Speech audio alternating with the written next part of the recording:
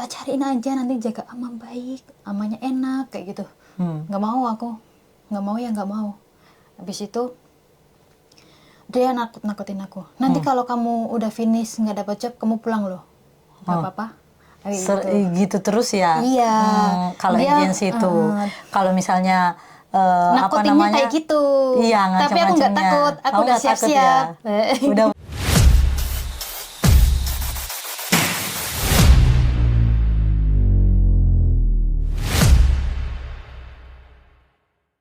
Halo teman-teman semuanya, balik lagi di podcast aku tentang orang Indonesia yang ada di Taiwan. Nah, saat ini aku kedatangan tamu, teman dari PMI ya, PMI yang bekerja di Taiwan ya. Nanti kita bakal berbincang-bincang bareng, nanti kita juga bakal kenalan juga ya siapa dia. Tapi sebelum itu jangan lupa buat dukung channel ini, subscribe, like, dan komen. Dan kalau perlu disebarluaskan kemana aja ya. Nah, halo. Hai. Nah, kita pertama-tama mau kenalan dulu ya. Boleh. Jadi coba kenalin dulu namanya, terus asal Indonesianya dari mana, terus kerja di sini itu sebagai apa, udah berapa lama di Taiwan? Perkenalkan dulu, nama saya Atina Aini, biasa dipanggil Tina. Saya di Taiwan kurang lebih 5 tahun, mau jalan ke 6 tahun. Saya sekarang di Taipei. Saya berasal dari Kendal, Semarang, Jawa Tengah. Oh, Kendal ya. Kendal itu yang kayak ngomongnya opo kui gitu ya. Om Jawa sih. Om Jawa ya gitu ya. Yang kayak wala dala gitu ya. Enggak itu ya? Lebih ke ngapak kayaknya. Kalau Kendal bukan ngapak itu, ya? Kendal Semarang itu lebih ke agak kalem sedikit. Oh, lebih kalem. Emang kalau ngapak nggak kalem? Ya, kedengarannya seperti. Oh, kedengarannya. Seperti, tapi kan masing-masing orang beda-beda. Beda-beda. Iya, betul. Terus kamu di sini kerja apa dulu? Saya di sini sebagai perawat pasien. Perawat pasien, oke. Terus sebelum kamu datang ke sini, itu kamu udah merawat pasien. Mohon maaf, di rumah sakit atau gimana sih? Di rumah sakit. Jadi aku ngerawat pasien itu nggak cuma satu ya. Ya kayak di panti jompo lah. Tapi panti jomponya ini statusnya rumah sakit gitu. Itu jadi pasiennya itu semuanya berbaring di ranjang semua, nggak ada yang di kursi roda, itu nggak ada. Oh, jadi semuanya totally nggak pernah kayak jalan-jalan gitu bawa kursi. Enggak. Udah nggak bisa apa-apa. Oh, oke. Itu rumah sakitnya termasuk rumah sakit swasta atau rumah sakit punya pemerintah? Swasta. Oh, soalnya aku juga dengarnya ada rumah sakit pemerintah ya, kalau nggak salah ya. Iya. Panti jompo pemerintah. Oh, oke. Swasta. Kamu, mohon maaf, tahun berapa datang ke sini? 2019 akhir, sebelum ada corona. Oh, sebelum ada corona, jadi masih terselamatkan, masih bisa datang ya. Soalnya kan waktu pas udah corona itu kayaknya tertahan deh orang-orang, nggak bisa datang ya selama 2 tahun. Kalau nggak salah itu masuk ke Indonesia Februari kalau nggak salah, apa Januari? Itu pas aku juga datang kayaknya waktu itu bulan 5 baru pada di blok semua datang bulan 5 kalau nggak salah ya. Tapi kalau nggak salah datang ke Indonesia itu 2020 kalau di Indonesia. Iya, betul bulan Jadi Februari. aku berangkat itu 2019 Desember sebelum corona terselamatkan, jadi bisa datang ya. Nah, itu dulu kamu datang ke sini udah jaga pasien di rumah sakit itu atau gimana? Dulunya aku itu kayak di PRT. Oh, di PRT. Bukan di rumah sakit, bukan. Mohon maaf, kalau PRT kan kepanjangannya kan pembantu rumah tangga atau penjaga rumah tangga apapun itu ya. Kamu kerjanya itu bersih-bersih atau gimana? Ya, semuanya dikerjain kalau PRT itu. Ya, jaga pasien, ya bersih-bersih kayak gitu. Kalau di job aslinya kan memang jaga pasien satu orang. Tapi kan kita nggak bisa leha-leha cuma jaga pasien doang. Kita kan juga masak, bersih-bersih, nyapu, ngepel, nyuci baju, semuanya. Bentar, berarti kamu itu main jobnya atau job utamanya itu jaga pasien. Satu pasien. Bukan 2 pasien. Gitu, satu. Tapi fakta di lapangannya itu ya seperti itulah. Seperti gimana? Udah ngomong aja sini, nggak ada pengawas, nggak ada agent kok, tenang aja. Udah finish juga aku ya. Oh iya. Jadi waktu itu gimana? Kalau di job aslinya itu kan jaga pasien satu. Tapi karena pasien itu masih ada pasangannya, otomatis kita juga ya nyiapin makan juga pasangannya Oh juga. gitu.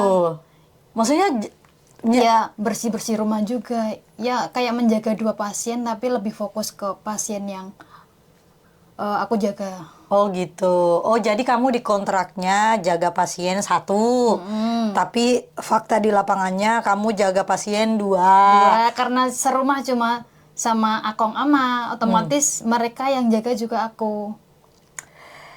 Ya begitulah ya. Aslinya kan jaga Akong yang sakit stroke. Oh gitu. Stroke separuh.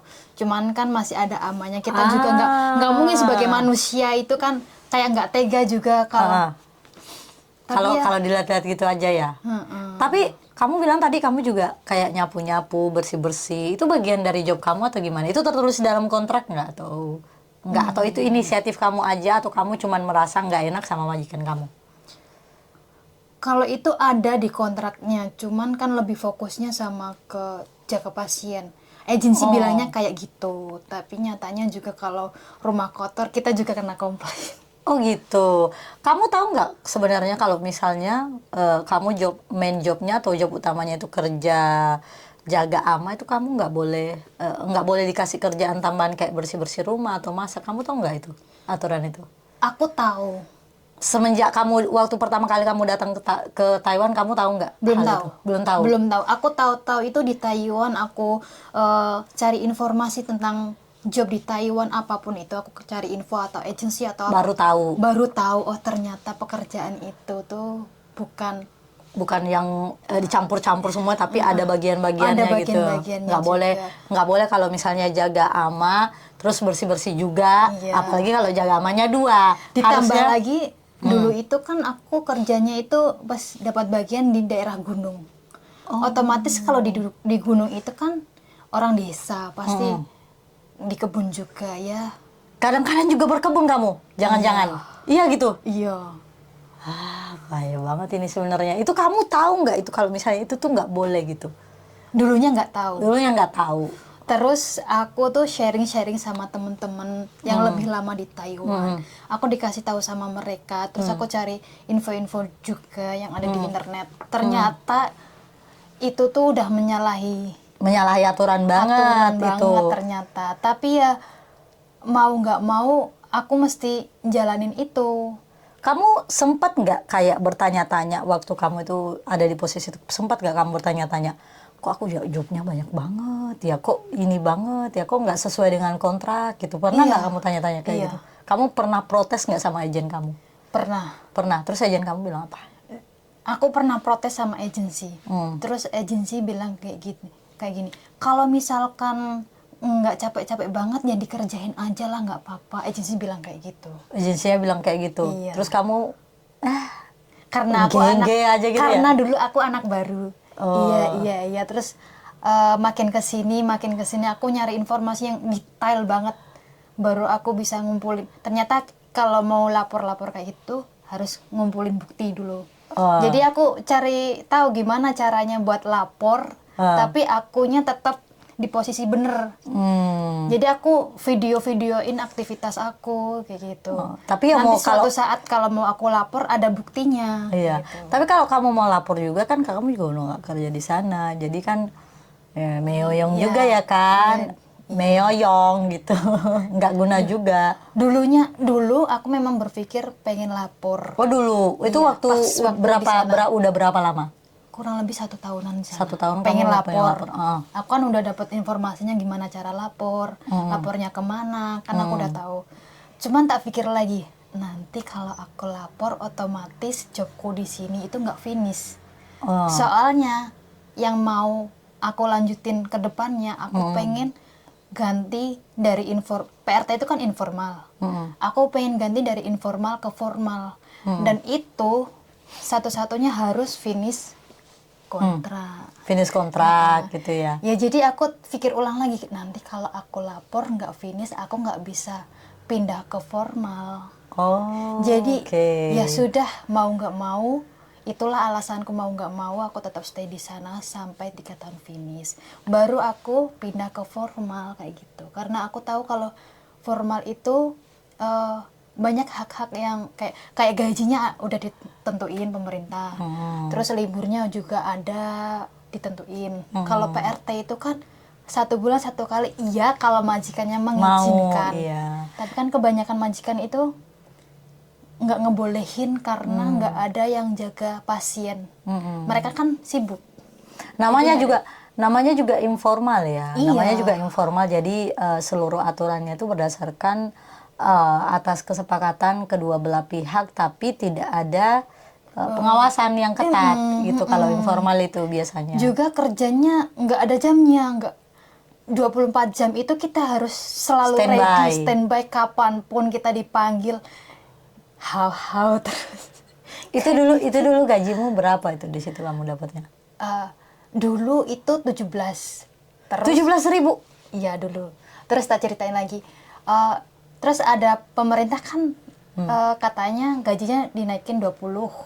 Waktu itu ya, tahun 2020 ya? Itu ada berita itu kan, terus aku tahu informasi itu dari internet juga. Katanya itu untuk kontrak kerja yang baru, ya kan. Sedangkan aku itu kontrak kerja yang lama.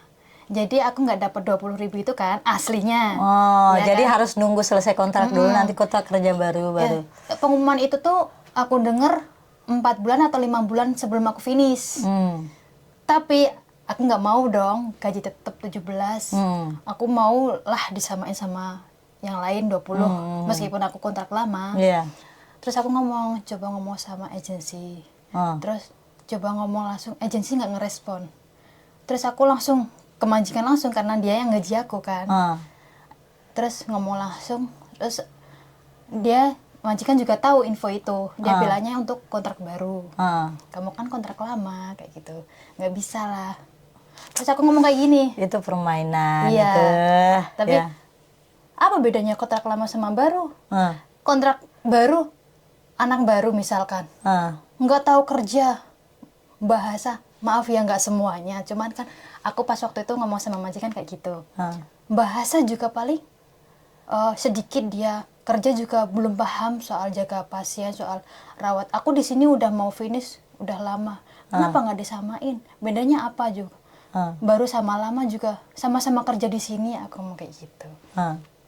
Terus akhirnya majikan mengiyakan, tapi dengan syarat. Betul. Nanti kalau kamu ada kesalahan, aku potong gajimu, setiap kesalahan 200. Kayak gitu. Ya.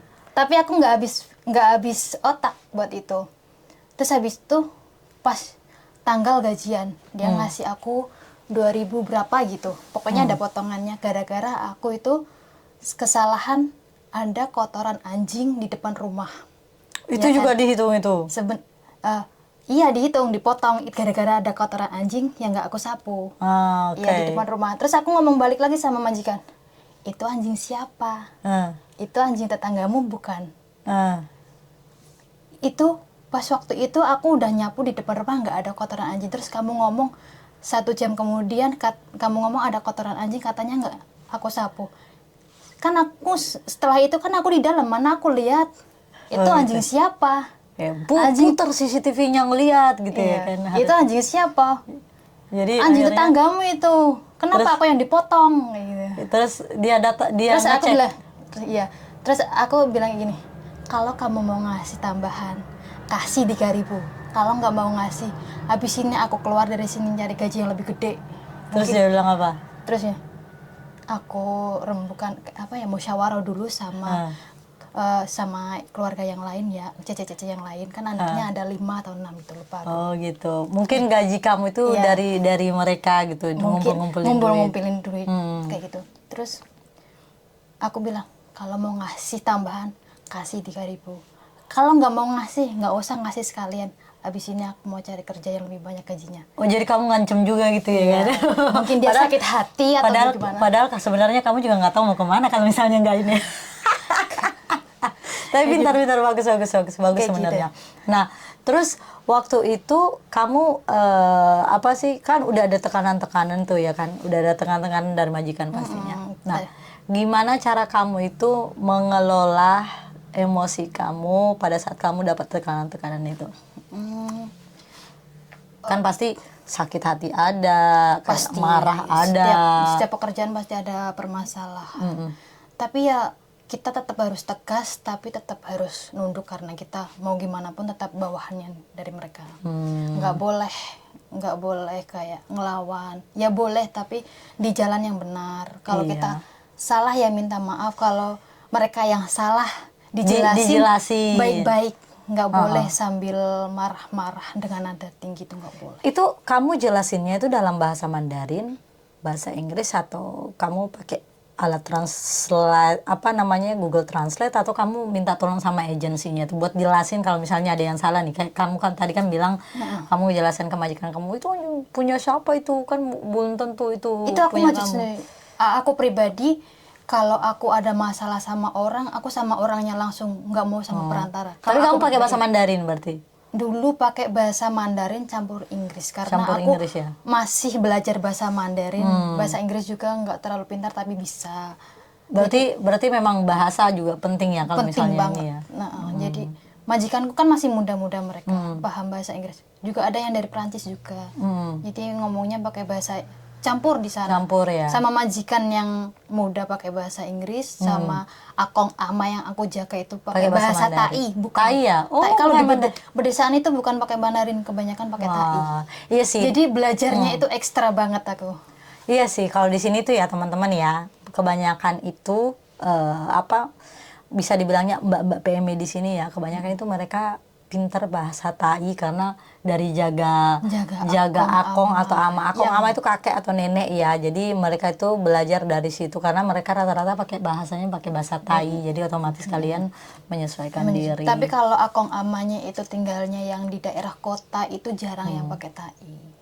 Berarti kamu mengelola emosi kamu selama ini itu dalam kondisi seperti itu dengan banyak-banyak sabar gitu ya. Sabar. Kalau nenek suka ngomel ya tak tinggal pergi, kayak misalkan nenek suka ngomel di rumah karena masalah sepele. Aku pergi ya ke hutan cari sayur, gitu aja udah. Gitu. Tapi pernah nggak kamu dapat perlakuan yang kayak mungkin teman-teman PMI yang lain juga pernah dapatkan, kayak misalnya dipukul sama majikan atau dimaki-maki habis-habisan atau sampai mungkin dilempar barang atau apa, pernah nggak kamu ngalamin? Pernah, nenek itu mau mukul habis itu, tapi aku tetap stay HP, aku video pas waktu itu, terus aku ngomong sama Laupan, terus akhirnya Laupan ngomong sama Ama, nggak boleh ya kayak gitu. Oh, kamu waktu dia mau ngancem pukul atau hampir mukul, kamu videoin gitu ya? Diam-diam, nggak langsung terang-terangan. Wah, kalau saya mau terang-terangan, aku videoin kan? Nggak juga ya? Oke, bagus. Nah, terus gimana? Ya, kayak misalkan ada kejadian-kejadian yang sekiranya tindak kriminal atau tindakan yang kayak melecehkan gitu tuh harus ada bukti kalau kita mau lapor. Jadi aku tuh kadang diem-diem videoin kayak gitu. Nah, bagus itu sebenarnya, bagus, bisa jadi masukan juga buat teman-teman yang lain gitu. Jadi aku nggak asal ngomong, takut kalau di negara orang itu kalau asal ngomong. Berarti kamu yang harus PMI punya itu kalau misalnya dalam keadaan darurat atau misalnya dilecehkan atau dizolimi sama majikan atau mungkin agensinya juga zolimi, itu semuanya harus punya bukti. Ada ya. bukti, aku ada bukti semuanya, masih ada. Berarti kamu benar-benar itu inisiatif kamu sendiri atau kamu dapat masukan dari teman kamu kalau misalnya ada kayak gini, udah rekam aja gini. Aku ngelihat dari kasus-kasus orang itu cara nanggepinnya kayak gimana, jadi aku terapin sendiri ke diri aku. Oh, bagus. Berarti kamu termasuk salah satu PMI yang punya soft skill bagus juga ya. Ayo tepuk tangan dulu. Tapi BTW ini sebelum kamu datang ke Taiwan, emang kamu udah pernah mikir gitu pengen ke Taiwan, pengen kerja di luar negeri? Emang cita-cita kamu atau gimana emang buat ke luar negeri? Nggak ada cita-cita mau ke Taiwan, nggak ada. Cita-citaku jadi PMI gitu. Nggak sengaja. Terus cita-citamu sebenarnya jadi apa dulu? Coba maju dulu ke sini dulu ya. Cita-citamu jadi apa sebenarnya? Dulu tuh mau ke Taiwan tuh sebenarnya nggak ada rencana. Bentar, kamu balik sini dulu nih. Nah, nanti cantikmu ke ini kelewat. Nah, dulu gimana? Dulu awalnya tuh mau ke Turki.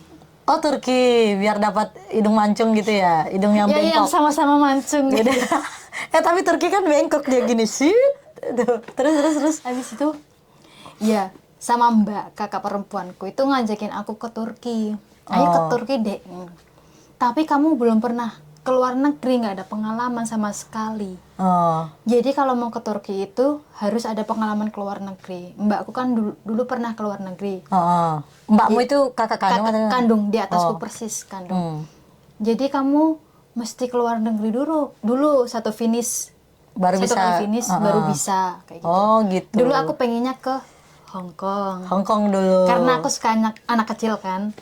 Oh di Hong Kong rata-rata mereka jaga anak kecil ya kalau katanya di sana ya? aku belum pernah, katanya kayak gitu. Terus aku, Mbak kalau aku ke Hong Kong gimana ya? Jangan, nanti kamu di interminute, nanti kalau kamu iya kalau kamu ada kesalahan majikan di sana nanti langsung ngulangin kayak gitu. Tipe-tipe majikan di Hong Kong kan kayak gitu. Oh oke. Iya kan? Iya nggak sih? Aku juga nggak tahu ya, tapi dengar-dengarnya memang gitu. Info yang aku lihat di internet jadi mereka kayak di sana gitu. lebih keras sih, lebih tegas majikannya. Iya, tadinya kan mau ke Hong Kong. Jangan ke Hong Kong, ke Taiwan aja, jaga orang tua. Kamu jijian nggak? Hah? Aku belum pernah jaga orang tua sama sekali. Aku takutnya aku jijian, ternyata enggak. Cuma aku takut darah. Kenapa emang harus ada pertimbangan kamu jijian atau enggak? Emang kenapa? Emang kan, kalau jaga ama akong gimana? Mungkin kalau jaga akong ama itu kan ya kalau anak kecil mungkin lebih lucu, jadi jijinya itu lebih tersamarkan mungkin ya. Gitu. Tapi kalau jaga ama akong, apanya yang bagian part yang mana itu yang ganti popoknya? Kan aku belum pernah ada pengalaman itu. Mandiin, nyebokin gitu ya. Kayak gitu. Kan belum pernah sama sekali. Oke. Iya kan? Ya takutnya aku jijik kayak gitu. Ternyata setelah dijalani juga biasa aja. Biasa aja ya. Cuma takut sama darah aja. Oh, kamu takut sama darah. Kayak gitu. Tapi ama yang kamu jaga dulu nggak berdarah-berdarah kan? Enggak. Oh gitu. Akong yang kamu jaga dulu. Enggak berdarah-berdarah. Kalau soalnya bokin itu ya biasa lah. Masih biasa. Emang harus benar-benar nyebokin gitu atau gimana gitu?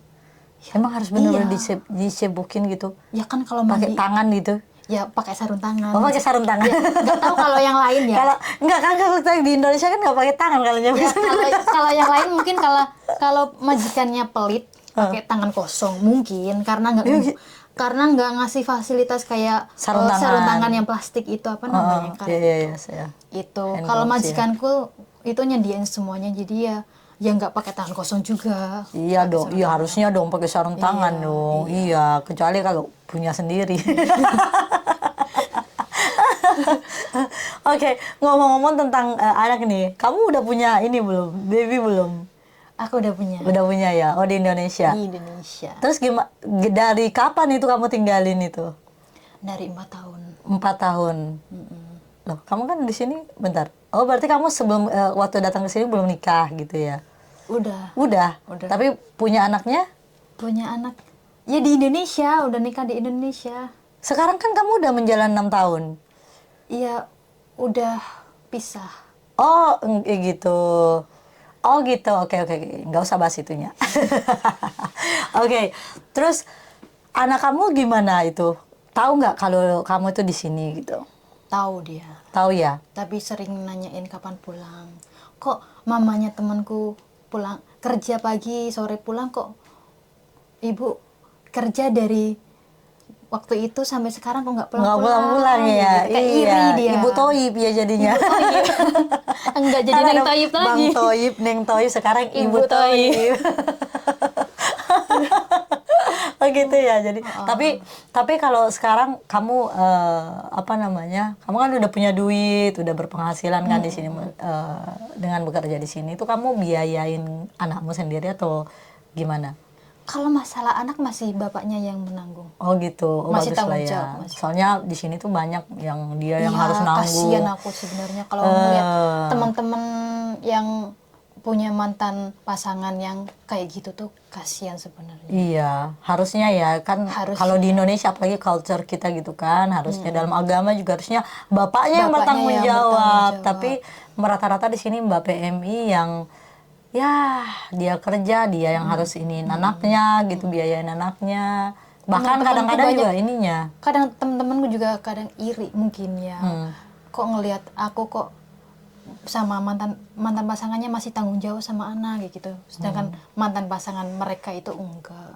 Ya itulah pentingnya memilih pasangan yang baik. Jadi walaupun juga emang ujung-ujungnya pisah gitu kan, seenggaknya mereka masih dia masih bertanggung jawab dan masih bisa diajak buat berkompromi bareng. Komunikasi masih iya, komunikasinya juga masih bagus kan. Cuman emang udah pisah aja gitu. Ya nggak apa-apa, bagus. Malah kalau misalnya sama-sama mau bertanggung jawab gitu kan. Oke, wah menarik nih kisahnya nih kayaknya nih. Kamu dipanggilnya Sinok atau nama aslimu enggak sih?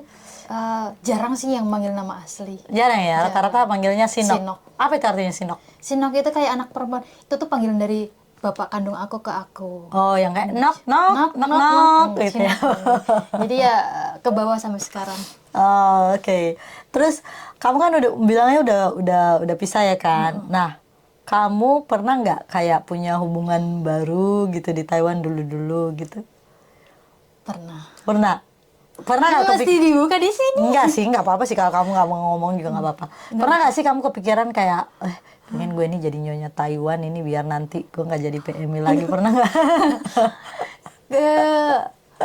Aku suka sama orang yang bukannya merendahkan mas-mas yang dari Indonesia, cuman aku lebih ya memang suka komunikasi sama orang asing. Orang asing sama orang Taiwan sendiri ya. Taiwan, gitu. Tapi pernah punya pikiran nggak pengen jadi nyonya Taiwan gitu? Nggak kepikiran. Nggak kepikiran, tapi mungkin ada jalannya saat itu atau gimana gitu. Kalau kenal pernah, cuman kalau kepikiran pengen jadi nyonya Taiwan, enggak. Enggak ya? Oh. Kalau kenal ada. Terus nanti kalau misalnya kamu udah selesai kontrak di sini, kamu mau ke Turki? Kan niat awalnya kan ke Turki, ya kan? Enakan di Taiwan. Enakan di Taiwan. Bukannya mau ke sana mau nyari yang bengkok-bengkok. Hidung bengkok, maksudnya hidung bengkok. Enggak jadi. Enggak. Kenapa emang berubah pikiran? Enakan di Taiwan. Langsung kena angin Taiwan jadi berubah pikiran ya, betah ya. Betah. Terus nanti mau nambah kontrak lagi kalau udah habis kontrak? Enggak. Pengen sekolah. Oh, bagus itu. Kamu rencananya kayak gimana? Jadi kapan kamu habis kontrak ini? Kan udah kontrak kedua kan ya, kontrak kedua. Terus kapan mau? Ini kan baru berjalan 2 tahun. Kurang 1 tahun lagi aku finish. Ya habis finish nanti dipikirin gimana mau sekolahnya gitu. Mau sekolah apa? Pengen sekolah bahasa. Sekolah bahasa. Oh iya bisa tuh. Sekolah bahasa di NTNU bisa, NTNUSU apa gitu. Pokoknya ada itu sekolah khusus belajar bahasa 1 tahun 2 tahun bisa. Jadi kamu ke situ juga bisa, lebih bagus malah sebenarnya. Kayak seneng aja belajar. Bagus. Kalau nggak belajar itu mungkin masing-masing orang beda ya. Kalau aku sendiri kalau nggak belajar itu nanti pikiranku jadi penuh dengan pikiran-pikiran yang enggak kayak gitu. Kalau enggak kayak gimana itu? Kayak kadang suka sedih sendiri, meratapi nasib kayak gitu. Aduh. Galau gitu, galau sendiri ya. Main TikTok, kok kayak gini banget sih hidup aku ya Allah. Emang kenapa hidupmu, hidupmu? Kalau aku dengar ceritamu, kamu termasuk beruntung loh. Iya, beruntung. Cuman kan ya gagal aja. Oh gitu. Ya itu kan bisa dijadikan pembelajaran hidup. Nah aku senang banget nih kalau misalnya kamu memang punya keinginan buat sekolah gitu kan. Sebenarnya kalau kamu sekolah di sini, ya misalnya kamu mau sekolah bahasa ya, sekolah bahasa kamu 2 tahun di sini, terus setelah sekolah bahasa kamu mau cari kerja itu bisa. Iya. Tapi bukan PMI lagi. Iya, Itu it's bisa. okay. Ya lebih bagus malah Iya, ya kan. Kamu cari kerja yang apa namanya kayak di back office atau misalnya mungkin di toko-toko Indo di sini itu bisa tuh. Kayak di hotel juga bisa tanpa kamu harus nikah sama orang Taiwan gitu. Jadi kamu cari perusahaan yang penting kamu ngerti Mandarin, tulis sama baca. Iya. Nah, makanya kalau kamu punya keinginan buat sekolah bahasa, ambil yang 2 tahun atau 2 tahun. Setelah itu kamu nyari kerja, menetap di tempat kerja itu selama 5 tahun. Nah, kamu udah bisa dapat APRC itu. Dapat APRC lebih enak. Kamu udah terserah mau kerja di mana gitu. Selama perusahaannya mau nerima kamu gitu. Iya, pengen terus memperbaiki skill aja. Gitu. Skill apa itu? Ya, kamu kan juga kamu kan juga kemarin udah pernah ikut lomba nyanyi gitu kan. Aifya ya. Kamu nyanyi, bentar kamu nyanyi dulu nih, kamu kasih tau dulu nih ini kamu perlihatkan dulu skill nyanyi kamu tuh. Coba refnya aja. Aduh aku malu sekali. Kok malu sih? Harusnya lebih pede dong, ya nggak sih? Malu aku. Kok malu? Belum siapan. Oke, kalau gitu kita beralih ke pertanyaan yang berikutnya nih. Kamu pernah nggak punya masalah sama agensi di sini?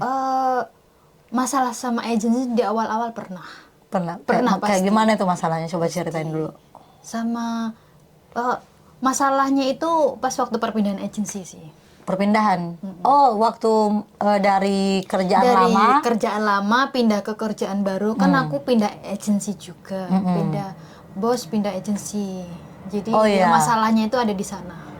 Oh iya, dulu kan kamu di tempat yang lama, kamu statusnya informal. Nah, Terus sekarang aku pindah ke formal. Pindah formal. Pindah agensi. Gimana masalahnya? Coba ceritain dulu. Dulu agensi lama itu kan ngomongnya, aku kan dari awal ngomong, pokoknya nanti aku cariin job yang di pabrik atau di panti gitu. Terus agensi lama kekeh tetap nyariin yang PRT, bujuk aku, kamu jaga ama ini aja baik, enak kayak gitu. Aku tetap kekeh nggak mau. Terus aku ngomong kayak gini, kamu mau cariin aku atau aku cari sendiri? Kayak gitu.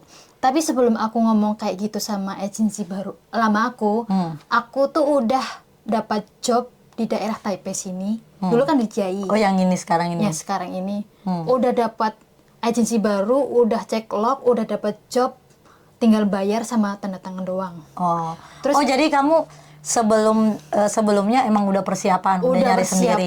Udah. Jadi aku ngomong, kamu cariin atau aku cari sendiri, kayak gitu.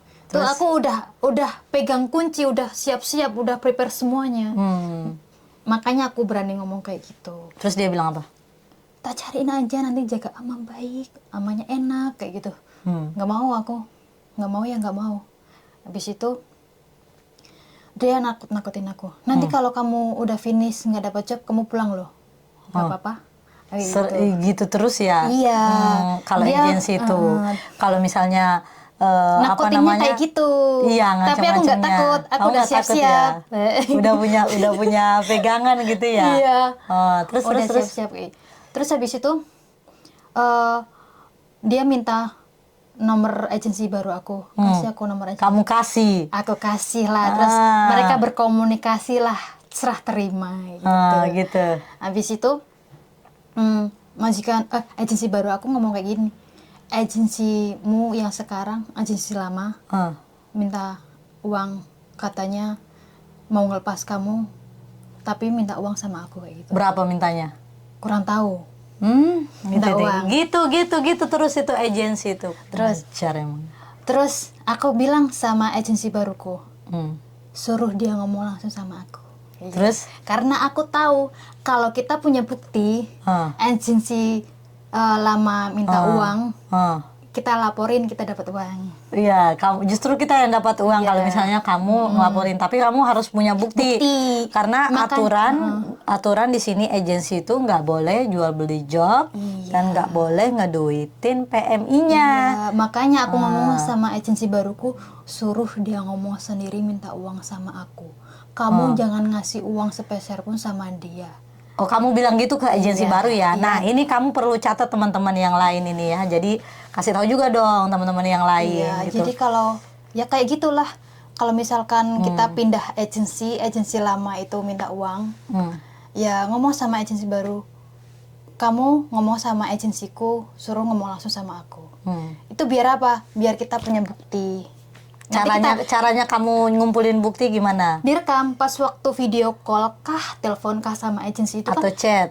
atau chat di screenshot, kalau telepon direkam. Direkam. Itu kan dari HP kan bisa itu kan. Gitu. Oh. Tapi pas waktu itu aku nelpon langsung ke agensi lamaku, kamu katanya minta uang sama agensi baruku. Kenapa nggak ngomong sama aku?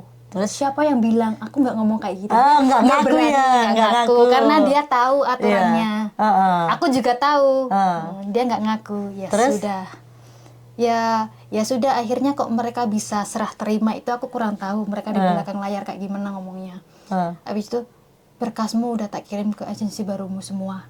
Itu tanpa uang, jadinya tanpa uang atau ada tetap bayar? Aku kurang tahu, tapi setelah itu agensi baruku nggak ngomong. Nggak ngomong apa-apa? Mungkin nggak minta uang. Kayak gitu. Nah, itu harus dicatat ya teman-teman ya. Agensi itu nggak boleh minta uang untuk proses pemindahan. Kalau misalnya agensinya agensi lamamu minta nomor agensi baru, mendingan nggak usah kasih. Ya, kamu minta aja surat pemutusan kontrak kamu sama agensi. Aku belum tahu kalau soal Nah, itu. Jadi kalau misalnya kamu tiba-tiba putus kontrak nih ya kan. Tiba-tiba putus kontrak, kamu udah ada surat pemutusan kontrak antara kamu sama majikan. Nah, kamu juga mau misalnya mau pindah agensi mungkin ya, kamu juga harus minta surat pemutusan kontrak antara kamu sama agensi. Jadi ketika dua surat putus kontrak ini ada, kamu tuh mau cari kerja ke agensi yang lain atau misalnya mau melalui DHSC secara mandiri itu lebih gampang gitu. Jadi itu doang kok sebenarnya yang dibutuhin ya. Tapi rata-rata di sini agensi itu mempersulit di bagian kamu dikasih berkas untuk pemutusan kontrak antara kamu sama agensi. Jadi makanya rata-rata kalau misalnya ada anak PMI yang mau pindah agen gitu kan, dia pasti bilang kasih aku kontak inimu. Agensi barumu gitu. Nah, kadang-kadang juga agensi baru ini itu dia yang berinisiatif yang mau minta nomor agensi lamamu dengan tujuan bukan mau kong kali kong mau cari duit. Otomatis agensi baru nggak mau ngasih duit dong, ya kan? Tapi mau tahu kamu ini historinya gimana, kerjanya gimana. Apalagi kalau misalnya putus kontrak. Iya. Kalau finish kontrak biasanya nggak terlalu karena karena selesai lah finish. tugasnya. Ya, tapi kalau putus kontrak biasanya agensi baru yang mau ngambil kamu itu cari tahu dulu ini anak gimana nih. Biasanya agensi yang baik gitu kalau gitu tuh. Iya. Biasanya agensinya agensi yang benar itu karena nggak mau juga ngasih ke majikan yang anak yang itu putus kontrak. Makanya itu aku dulu mikir mau ngelaporin soal pekerjaanku yang di luar job itu mikir 2 kali. Nanti aku nggak bisa pindah ke formal. Yang karena kedua putus, karena gitu kan. putus. Yang kedua kalau mau nyari kerjaan baru lagi pasti susah kalau putus itu. Kalau putus kontrak Ya ya. karena kita punya histori yang jelek kalau kayak gitu. Menurut aku sih kayak gitu. Jadi mungkin juga dari pihak PMI-nya juga ya harus memang tahan sabar gitu ya kan. Jadi Tetap jangan cepet-cepet dikerjain. ngeluh, dikit-dikit ngeluh gitu. Oke. Iya. Kalau mau jalan ke depan ya kita harus tahu resikonya kayak gimana. Kita harus ditata dulu jalannya kayak gimana. Betul. Jangan gegabah lah. Jangan gegabah gitu, jangan dikit-dikit mau langsung cabut aja nggak tahu. Padahal nggak tahu harus cabut juga harus kayak gimana gitu kan. Karena kebawa emosi aja, nggak bisa mengontrol emosinya, jadinya kelabakan ngelawan sana sini aja gitu. Jadinya kan jatuhnya ngerugiin diri kita juga. Iya, kitanya ya kan? jadi mau pengennya pindah formal jadi susah. Iya. Cari kerja yang informal juga susah. Betul. Kayak gitu. Nah, kamu punya pesan nggak sama teman-teman yang belum datang ke Taiwan gini? Kamu kasih pesannya apa yang mungkin mereka pikir kerja di Taiwan itu ya enak jalan-jalan terus atau gimana gitu ya, kasih tahu dulu. Iya, sebenarnya kerja di Taiwan tuh enak banget. Enaknya apa? Eh, rata-rata orang sini itu kalau menurutku ya kalem. Kalem. Tapi ya nggak semuanya itu kalem. Cuman menurutku kalem. Terus nggak enaknya itu ya setiap kerja pasti nggak enak lah. Iya pasti ada. selalu ada tantangannya. Selalu ada. Aku juga pernah ngalamin dari yang mau dipukul pasien udah pernah. Tapi ya tetap harus sabar karena aku mau pindah ke formal. Terus dilecehin itu juga pernah. Dalam pelecehan kan kalau mandiin pasien itu kan ya akan apalagi pasiennya kan cowok gitu, laki-laki kalau dimandiin tahu kan pasti jadi pernah juga pasti itunya pernah berdiri kan. Ada kesalahan itu jadi iya. Emang kamu pernah mandiin pasien itunya berdiri? Posisinya gimana ya, pasienku itu ya kayak gitu, dia kan duduk, aku otomatis mandiin kan seluruhnya aku bersihin. Itu nggak ada rambut baju, sampai pakai kaki. Baju. Dianya nggak pakai baju, aku pakai baju. Kenapa dia nggak pakai baju? Kenapa nggak Ya pakai kan sempak kayak minimal? Ya kan mandi kan harus bersih semua. Anjir. Semuanya kayak gitu. Terus tapi kamu kan gosokin gitu? Kita pikirannya tetap ini masih nggak mungkin, orang tua juga kan. Akhirnya, tapi dianya yang itu. Dianya ngaceng gitu.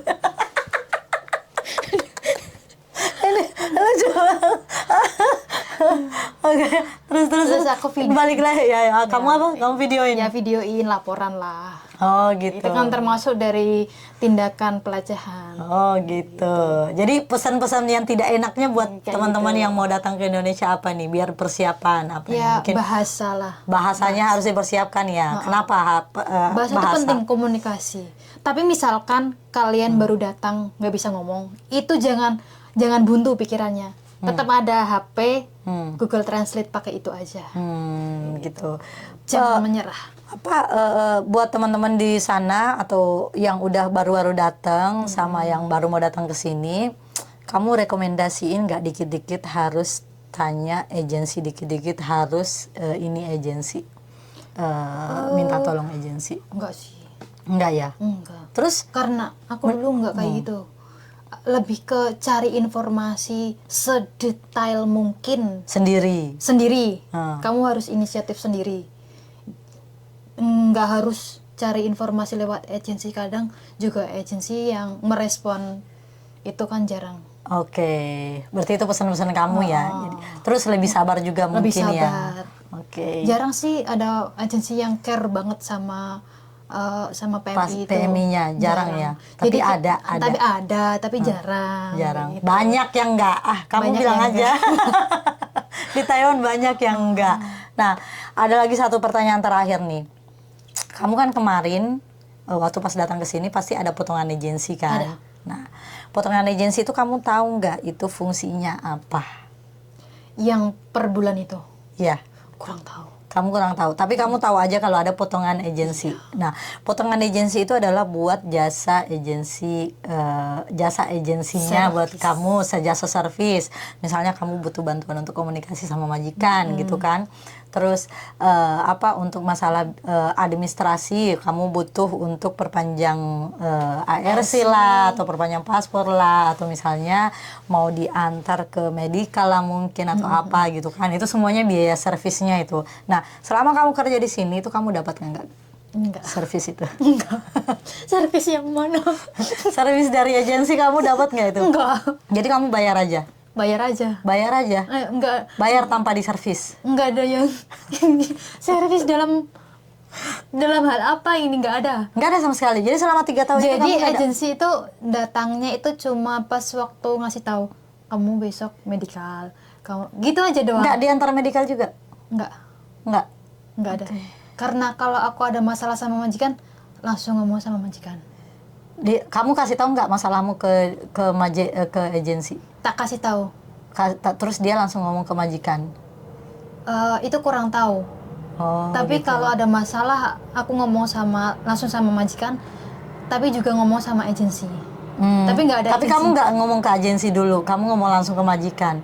Nggak. Cuman kamu konfirmasi aja ke Ya, agensi. aku laporan kayak gini.